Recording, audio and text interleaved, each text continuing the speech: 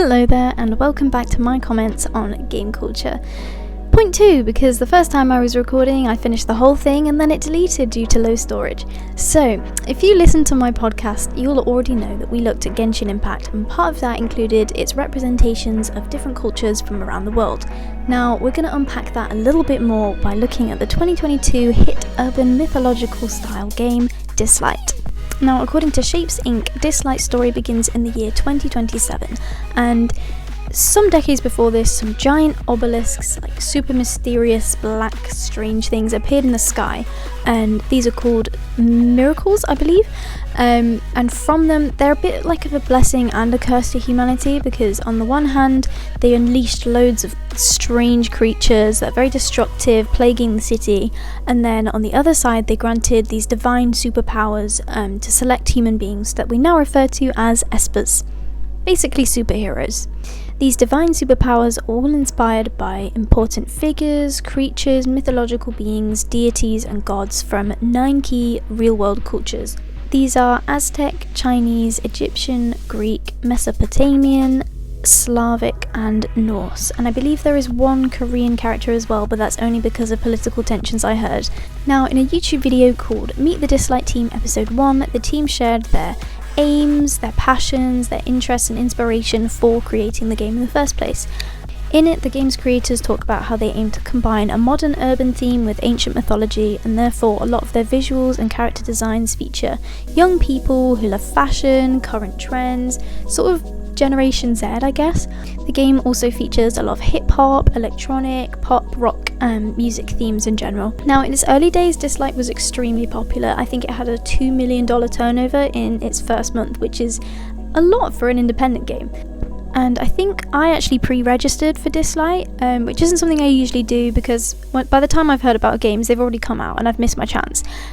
So I was really interested to see what this was about because the hype was there, the excitement was there. It introduced a lot of characters and designs that were just so unique. I'd never seen this in other games that I've played before, especially for a turn-based gacha, also known as gambling game. Anyways, to give you a better idea of what I'm talking about, I have my trusty iPad here, and we're gonna load up my old account and have a look at some of my favourite cultural representations and have a little discussion on where it kind of went a bit downhill in the end. Now, as you can see on the home screen, we've got a city skyline rooftop thing going on. There's graffiti on the side of the buildings, there's a tram going through, we've got some I think there's even a tiny vending machine down there. For the echoes, which is where you get all your characters from, we've got a DJ disc accompanied by some pretty cool music. This is where you can pull for all of your favourite upcoming characters. In the bounties area, I'd like to note as well, there's also a really cool, I think it's a Greek or Roman statue in the back, which again is an integration of the cultural dynamics within the game. And if you see this button here called Espers, this will show you the loadout of all the characters that you have. So let's have a look at Li Ling. He is a fan favourite because he was released in the first few weeks of the game. He's a standard 5-star character, meaning you can get him for free. He's based off of the Taoist and Buddhist deity called Neja. Neja is depicted as being a teenage boy wielding a large spear, and he balances on these like wind fire wheels, which you can definitely see here with Li Ling. He also has like a bit of a youthful and rebellious nature, which people thought was really cool. So with each character that the team released over the next coming months, everyone was just enamored with the amount of attention to detail and faithfulness to the lore of the stories and legends that these characters were inspired by. They've added tons of new characters since I last played, but I think my 3 favourites from back then were Ahmed, who is based off of the Egyptian god of the earth, Bai Li, who was based off of the Chinese legend of the white snake demon, and Clara, who is based off of the Greek goddess of marriage, Hera. And as you've just seen, they have some really interesting designs. Clara is super sophisticated, she's got this peacock imagery coming in. Bai Li, she has such cool colours, and I really like the integration of the jacket, and just she's definitely someone that I would walk up to in the street and ask for fashion advice, let's be real. So Dislyte was really highly praised in the beginning for its refreshing take on mythology, and many gamers of African or Black heritage in particular really liked the game because the characters that were darker skinned, the fact that they were included was a first anyways, and they didn't suffer from like stereotypes. For example, in Genshin Impact, there was controversy over a Natlanese character. The nation of Natlan was based off of North Africa, I believe, and in that I remember there was one guy who had an afro walking around with afro picks sticking out of his hair, and everyone was like, I get they tried to represent us, but we don't walk around wearing afro picks just like that. That was a pretty bad stereotype. So I remember a lot of people being really hopeful for the characters that came out with Dislyte.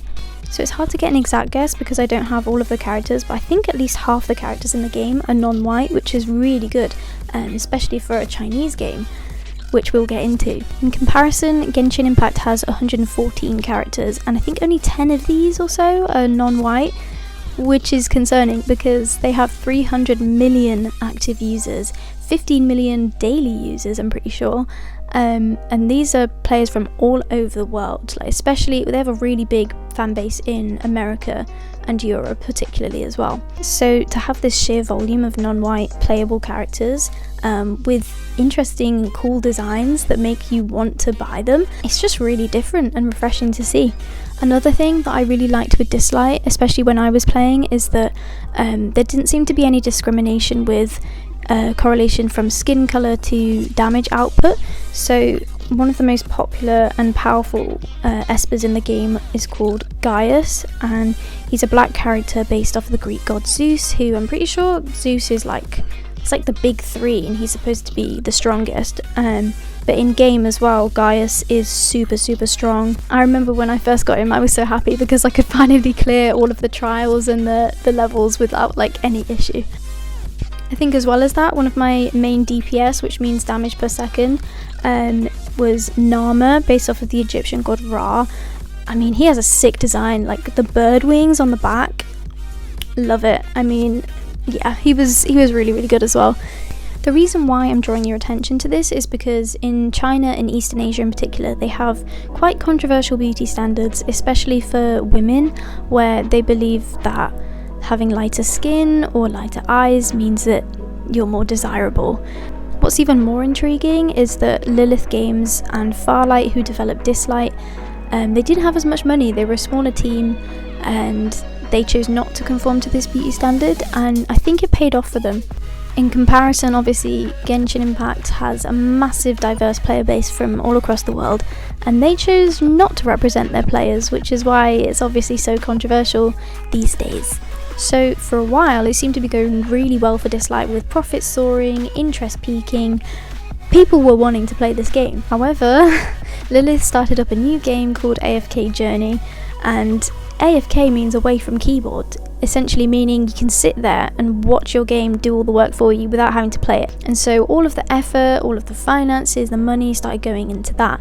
There was a boss called the Shade Mother, I believe, that was promised to Dislyte players in a roadmap, and it got shafted over to AFK Journey. I don't know how this was really allowed or legal, because they were promised the Shade Mother, but they never got it. And so Dislyte took a really big financial hit, and you could really see this begin to come through in maybe 2023 to 4, when they started getting lazy with cutscenes, with animations, with story scripts and things like that. And I think the saddest thing lately that I've seen on their YouTube channel, they still release character trailers, with Lin Xiao, I believe, the latest character. This is supposed to be a darker skin character, and they used AI for the Diviner, which is like a card. It's like a bonus for a character that you want, and they whitewashed her. It was so bad.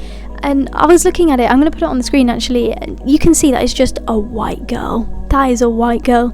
And so it was really disappointing actually, because I think when their financial problems hit, obviously the stress levels probably increased a lot for the team, and they allowed harmful representations to slip through the cracks. And so you can see the comments, people are just not happy about this. And And that's really upsetting because originally they had so much expression and passion for creating characters with different skin types. So overall, I think this just goes to show that Chinese game developers can create faithful, proper representations of different cultures other than their own. However, when the going gets tough, I think they just got sloppy, and unfortunately they have lost a lot of money since, and they don't have as many active players anymore. That's my little discussion about Dislyte over, and if you're still listening, thank you and see you next time.